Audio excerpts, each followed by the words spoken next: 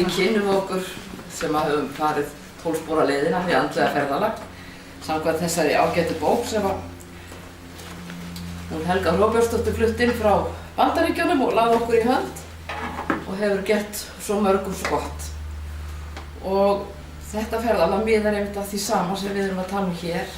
Það að manneskjan á að verða heil og heilbrigð, að hún endurnýi sambandi sitt við Guð eða finni Guð eða nálgist hann betur og meir. Og það er í rauninni aðalmarkmiðið þó að fólk kannski komi inn á öðrum forsendum, það er allt í lagi. 12 sporin, þau byggja á reynslu ótal margra. Ég ætla að fá að duska það næsta. Það í sinni röð af því þannig hafa þau virkað. Vinir í bata bjóða alla velkomna og enginn þarf að skilgreina sig með fíkn eða önnur vandamál, heldur ekki trúarlega. Samt sem áður eru 12 sporin í raun trúargangan þegar við viðurkennum vanmátt okkar og opnum augun fyrir því að við erum ekki Guð en að hann sá æðri máttur sem við þörfnumst til að leiðrétta lífið. Við veljum að gefast honum og tökum þá ákvörðun að láta vilja okkar og líf lúta handleiðslu Guðs samkvæmt skilningi okkar á honum. Þetta eru fyrstu 3 sporin. En hver þá þessi Guð Biblíunnar og hver skilningur okkar á honum? Við rekum okkur á að þau eru mörg sem þekki ekki kærleikans Guð. Og hvernig þá ætti að fara fram á að fólk afhendi vilja sinn og líf undir handleiðslu einhvers sem það ekki þekkir. 12 spora ferðalagið á sér stað á einhverju tímabili og þessi ákvörðun þarf að eiga sér stað nokkuð snemma. En okkur leiðbeint að þetta sé fyrst og fremst ákvörðun en að við þurfum ekki að láta hana gerast. Þá hjálpar að fá að heyra reynslu, styrk og von þeirra sem hafa áður farið þetta ferðalag. Ef við skoðum sporin þá voru þau öll skráð í þátíð sem gefur til kynna að einhverju hafi farið þessa ferð áður og að hún hafi virkað. Og þetta svona þessi andlega pílagrímsferð sem við getum farið. Nú 4. og 5. sporið reynast mörgum erfið og þar gefast flestir upp. Mikil áhersla lögð á að hafa trúnaðarmann og æðri mátt með sér í þeirri vinnu sem þar farið í við að gera nákvæma siðferðislega úttekt á skapgerðareinkennum okkar. Við skoðum bæði kosti og lesti og hvernig þeir hafa haft áhrif á líf okkar. Svo kemur að því að játa það sem við höfum fundið í úttektinni fyrir Guði, fyrir sjálfum okkur og öðrum einstaklingi. Í 7. sporinu hugmyndin sú að við hvílum í Guði þannig að við leyfum honum að gera þá hugarfarsbreytingu í lífi okkar sem þarf til að við getum haldið áfram að vaxa. Þar erum við vöruð við því að taka málin í eigin hendur. Ætla að fjarlægja brestina handvirt? Nei, við bíðum og verðum þess albúin að leyfa Guði að vinna verkið. Við það verður til svo auðmýkt sem við þörfnumst til að biðja hann að fjarlægja brestina í 7. sporinu. 8. og 9. sporið kalla okkur til ábyrgðar gagnvart fólkinu í lífi okkar. Við skráum þau sem við höfum skaðað og hvar þurfum við að biðja fyrirgefningar, að fyrirgefa öðrum og að bæta fyrir brot okkar. Hér þörf á leiðsögn æðri máttar og trúnaðarmanns til að valda ekki meiri skaða en orðin og til að leiðrétta það sem aflega hefur farið. Þá koma viðhaldssporin sem við köllum. 10. sporið stöðug reglubundin sjálfsrannsókn til að lenda ekki aftur í sama sársaukanum og sömu ógöngunum sem við erum að finna leið út úr með hjálp sporana og æðri máttar.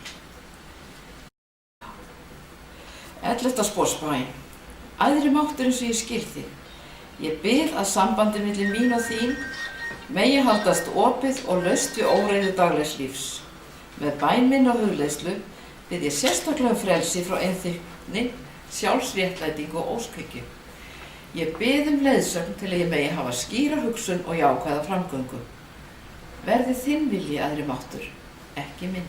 Í 11. sporinu eru verkfærin bæn og hugleiðsla sérstaklega tilgreind til hjálpar í þeirri viðleitni okkar að lifa sem ábyrgar kristnar manneskjur sem vilja færast nær sínum æðra mætti með því að styrkja vitundarsambandi við Guð eins og við skiljum.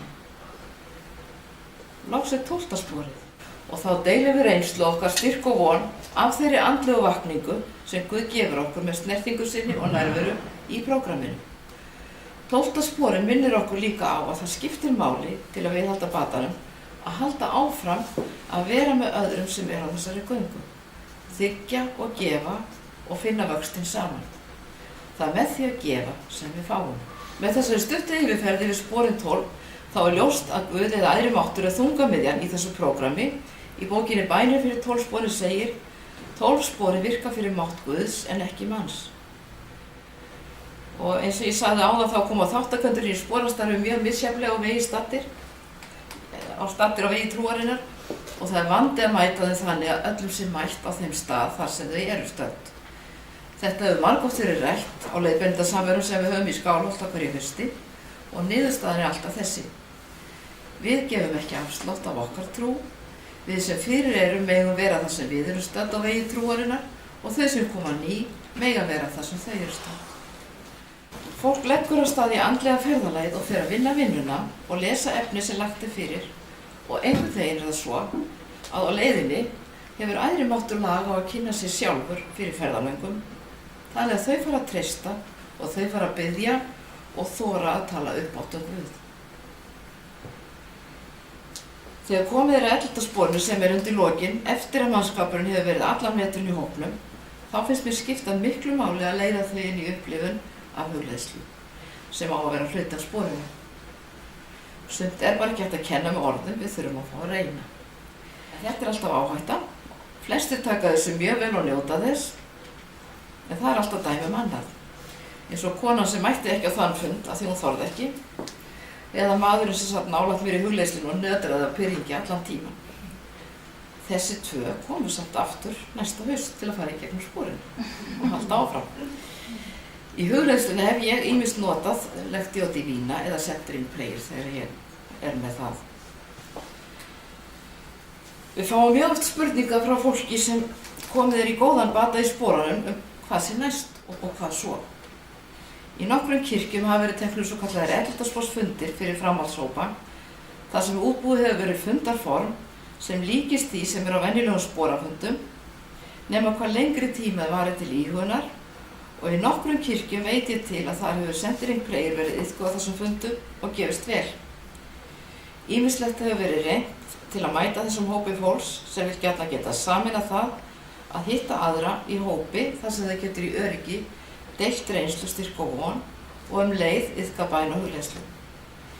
Ég sé alveg fyrir mér að þarna getur verið vannýttir möguleikar sem væri áhugavert að fá inn í umræðan á eftir. Það má líka nefna batamessurnar sem við settum upp fyrir nokkrum árum sem eru þannig að hluti af messunni fer þannig fram að fólk fer sjálft kirkjuna í bæn og hugleiðslu eða íhugun og fer að ákveðnum stöðum og fær jafnvel fyrir bæn. Og þeir sem hafa komist á bragðið með batamessurnar kunna mjög vel að njóta þeirra.